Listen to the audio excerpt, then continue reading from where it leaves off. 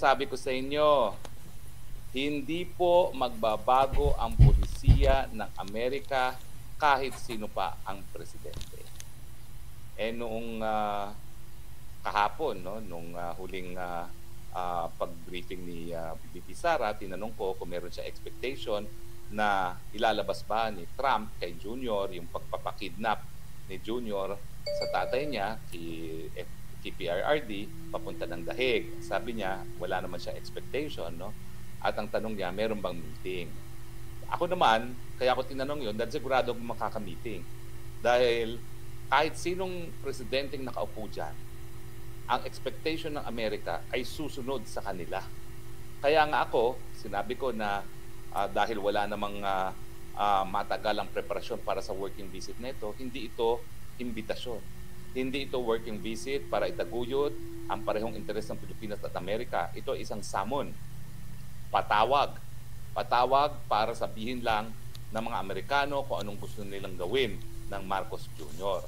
Lalong-lalo na ngayon na merong sigalot ang First Lady sa Los Angeles dahil nga doon sa pagkamatay ni Tang Toho. So kahit anong gustuhin ng Amerikano, tatanggapin yan. Anong nangyari? Well, pag-usapan muna natin doon sa kalakalan. Alam nyo, itong si Professor Ana nag-PhD po ngayon sa China, siya naglabas ng isang communication na di umano ay nanggaling kay Secretary Roque ng DTI, wala po kami ka-relasyon, hindi ko po siya kamag-anak, pareho lang apelido, na nagsasabi nga kung anong gusto ng mga Amerikano.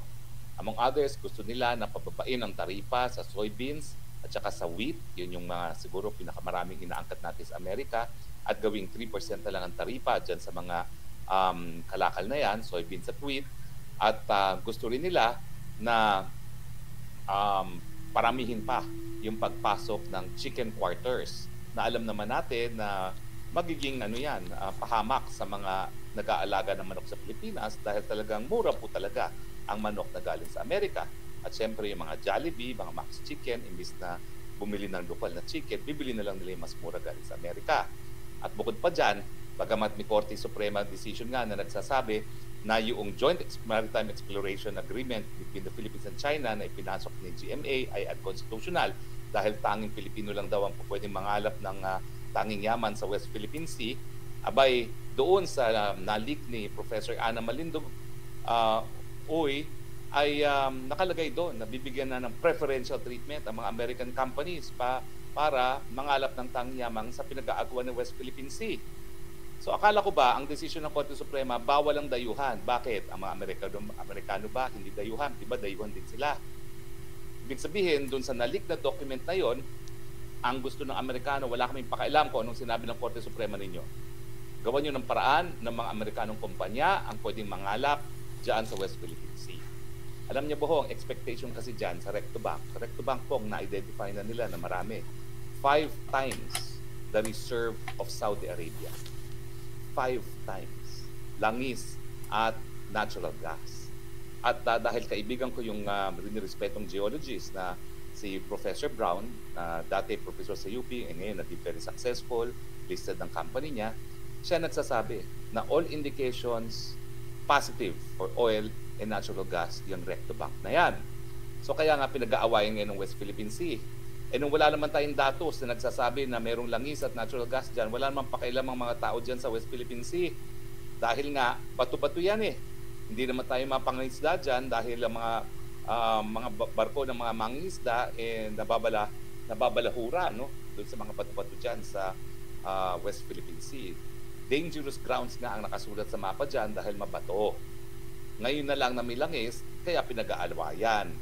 At bagamat meron ng Korte Supremang desisyon na napasura nga yung Joint Seismic Exploration Agreement sa panig ng Pilipinas at China, abay pumasok naman sa another kasunduan ng Amerika para sila, mga Amerikano, ang mangalap ng tanging yaman. Na maski Amerikano sila, pinagbabawal pa rin. Yan ang sabi ng Korte Suprema. Pero ulitin ko po bagamat ako'y critical sa nangyayari ngayon, na ibinibigay ang tanging yaman ng Pilipinas sa mga Amerikano, ang paninindigan ko ay hindi nagbabago. Mali yung desisyon ng Korte Suprema na yan. Dahil kapag nangangalap ka ng tanging yaman sa EEZ, ang meron ka lang karapatan ayon sa UN Convention on the Law of the Sea ay karapatan na exclusive economic rights. Pwede ka lang mangalap at makinabang sa tanging yaman, pero hindi yan teritoryo. Kaya yung nakasaad sa saligang batas na exploration ng natural resources ng Pilipinas, yan po ay sakop lamang dun sa mga lugar na meron tayong soberenya. At dahil wala nga po tayong soberenya, kung hindi economic rights lamang sa exclusive economic zone, hindi po yan sakop ng 60-40 rule. At sana nga po magkaroon na naman ng pagkakataon ang Korte Suprema na bisitahin o i-revisit itong desisyon niya dito sa Joint Seismic Exploration Agreement na sa tingin ko ay mali at labag at kontra sa interes ng mga Pilipino kasi nga po, yung West Philippine Sea na yan, 5 times the deposit of Saudi Arabia. Pero kapag naman kasi mangangalap ka ng langis o natural gas sa continental shelf, sa ilalim ng karagatan, kinakailangan po talaga dyan napakalaking kapital at siyempre yung teknolohiya na wala naman tayo sa Pilipinas. Nabalik tayo kay Trump. So ang paningin ni VP Sara, baka hindi pansinin si BBM. Ako nanindigan na talagang patawag yan ni Trump para sabihin lang sa kanya kung anong dapat niyang sundin. Kaya nga ang sabi ko, tuta pa rin ang Marcos Jr. Bakit pa rin? Dahil ang ama niya, tuta talaga ng mga Amerikano. Hanggang dumating na sa punto na hindi na maatim ng mga Amerikanong suportahan siya dahil grabe na ang galit ng taong bayan sa kanila. Bungad na rin ng kanilang korupsyon at yung kanilang marangyang pamumuhay sa kabila ng kahirapan ng sambayan ng Pilipino. So pati si Reagan na iskandalo na doon sa napaka-extravagant lifestyle ng mga asawang Marcos at alam naman natin na talagang sa Guinness Book of World Records nakalista sa pinakakurap na naging leader sa buong mundo ang mga Marcoses. Ano po yan Senior and junior nakalista. At saka siyempre, walang makakalimot doon sa mga napaka-extravagant living ng mga Marcoses from yung mga parties nila all over at saka yung shoe collection ni Imelda Marcos, no? Na talagang kapag binanggit mo ang Pilipinas sa ibang bansa, ang tatanungin nila yung shoe collection ni Imelda Marcos. Now, so ako po, ang inaasahan ko, haharapin si Marcos Jr. dahil pinatawag nga siya Hindi naman to imbitasyon, hoy, sumipot ka rito. Bilang loyal na aso ko, ito ang gusto ko. Unang-una, tanggalin mo lahat ng taripa sa mga made in USA goods. Ang pinaglalaban nga natin doon sa nalik na document na galing doon sa Secretary Roque ng DTI, ibababa sa 3% ang soya tariff, ibababa sa 3% ang wheat. At sa tingin ko, 3% na rin ang ilalagay doon sa chicken leg quarters. Ngayon, 0. At hindi lang yan, 0 tariff sa lahat ng mga produkto na manggagaling sa Amerika. Anong sabi ko sa inyo? Bakit ba tayo binili ng mga Amerikano? Sa mga Espanyol? Unang-una sa lokasyon natin. Dahil tayo ang pinakamalapit na malaking isla sa Asia galing sa Amerika. Dahil lang nagse-separate sa Amerika at ang Asia ay ang Pacific Ocean.